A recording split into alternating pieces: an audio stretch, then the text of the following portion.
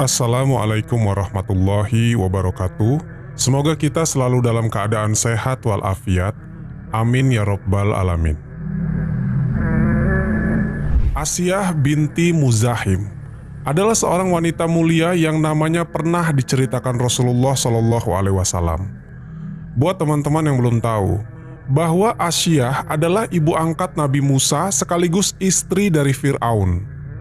Asiyah lah yang menyelamatkan Musa kecil ketika dihanyutkan ibu kandungnya di sungai. Rasulullah SAW pernah bersabda, pemuka wanita ahli surga ada 4. Ia adalah Maryam binti Imran, Fatimah binti Rasulullah, Khadijah binti Khuwailid, dan Asiyah istri Fir'aun. Hadis riwayat Hakim dan Muslim. Kisah ini bermula ketika Fir'aun ditinggal mati oleh istrinya. Jadi saat itu, dia merasa kesepian dan ingin mencari istri yang baru. Kemudian pada suatu hari, Fir'aun memerintahkan kepada salah seorang menterinya yang bernama Haman untuk datang dan melamar seorang perempuan yang bernama Asiyah. Tapi saat itu, lamaran dari Fir'aun ditolak oleh Asiyah. Karena Asiyah tahu bahwa Fir'aun atau Raja Mesir ini adalah orang yang buruk sifatnya. Dia mengaku sebagai Tuhan dan seluruh rakyatnya saat itu wajib untuk menyembahnya. Mengetahui lamarannya ditolak, Fir'aun pun menjadi marah. Akhirnya, Fir'aun mengutus bala tentaranya untuk menangkap orang tua Asiyah. Mereka pun dipenjara dan disiksa di sana.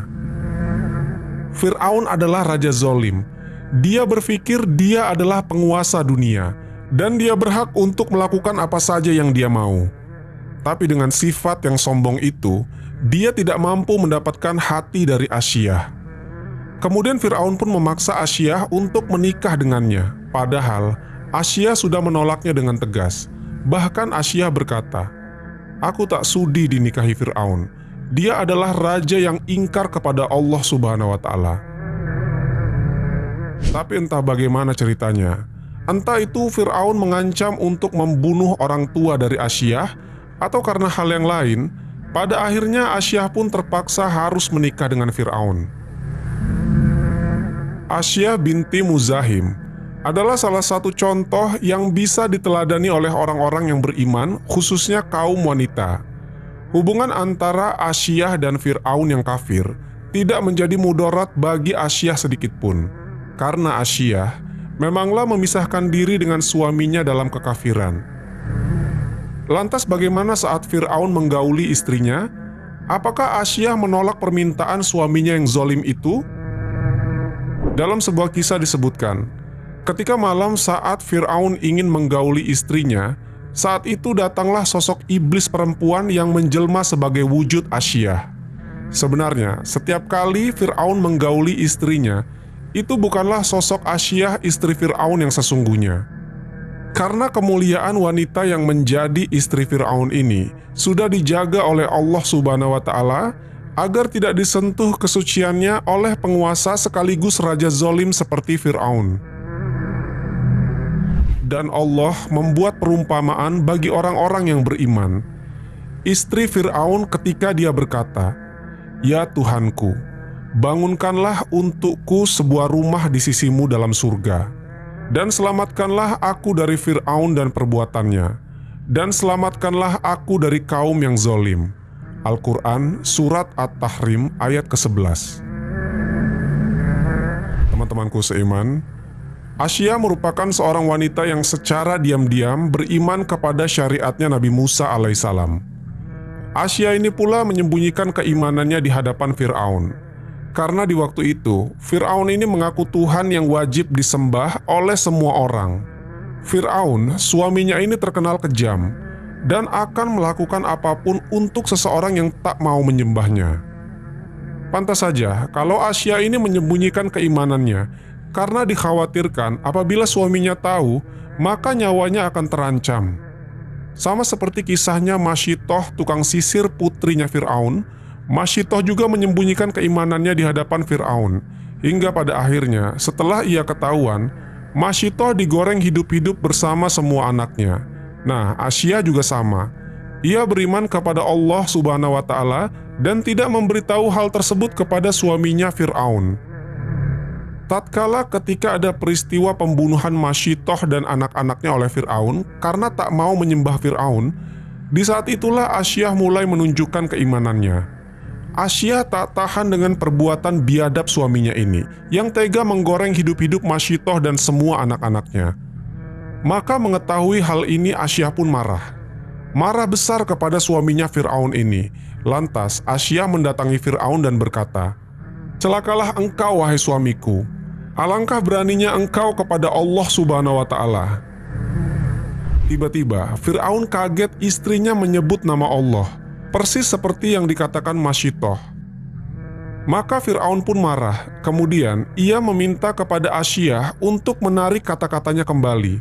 Tapi Asyah tidak mau. Asyah berkata, "Kalaupun aku harus kufur kepada Allah Subhanahu wa Ta'ala, aku tidak mau." Akhirnya Fir'aun pun semakin marah mendengar perkataan ini. Diusirlah Asyah dari hadapan Fir'aun. Kemudian keesokan harinya, Fir'aun mengumpulkan seluruh pejabat-pejabat Mesir dan dia bertanya, "Bagaimana pendapat kalian tentang Asyah binti Muzahim?" Dan mereka menjawab dengan pujian-pujian. Intinya, Asyah terkenal adalah seorang wanita yang baik. Kemudian Fir'aun berkata lagi, "Tapi ingat, kalian boleh memuji dia. Dan ketahuilah dia telah menyembah Tuhan selain diriku." Maka pejabat-pejabat Mesir ini mengatakan, "Kalau begitu bunuh dia." Akhirnya diambil keputusan di ruangan itu bahwa Asyah harus dibunuh apabila ia tidak mau kembali menyembah Fir'aun sebagai Tuhannya. Singkat cerita, akhirnya Asyah ditangkap dan tubuhnya diikat di sebuah batu. Kemudian, dia dibawa ke tengah padang pasir yang sangat panas.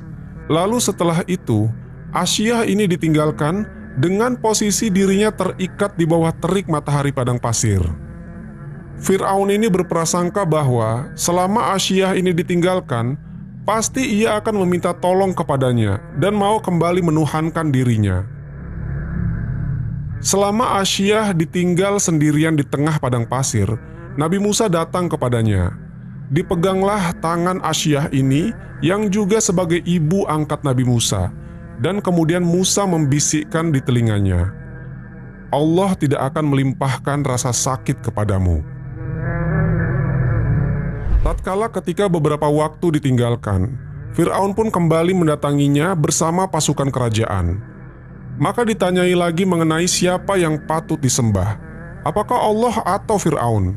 Namun karena Allah Subhanahu wa Ta'ala sudah menanamkan keimanan di hatinya Asyah ini, maka Asyah menjawab, "Tiada Tuhan selain Allah yang patut disembah." Mendengar hal ini, tambah marahlah si Fir'aun. Kemudian ia menyiksa Asyah. Dipukulinya Asyah secara membabi buta dalam posisi terikat di bawah teriknya matahari. Dan sambil dipukuli, Asyah dipaksa murtad. Tapi dia tidak mau. Sampai-sampai pakaian Asyah binti Muzahim terlepas sebahagian karena siksaan dari Fir'aun ini. Karena kabar yang dibisikkan Musa kepada Asyah ini, selama Asyah mengalami penyiksaan, ia tidak merasakan sakit. Malahan Asyah tersenyum dan tertawa ketika disiksa Fir'aun. Melihat Asyah ini tertawa, akhirnya Fir'aun semakin gila saja menyiksa Asyah sambil berkata, "Lihat, aku sudah mengazab dia. Aku sudah menyiksa dia, tapi dia malah tertawa." Dan pada suatu momen, ketika siksaan Fir'aun telah melampaui batas, dan karena Asyah tetap tidak mau murtad, maka diambil keputusan bahwa Fir'aun harus membunuh Asyah.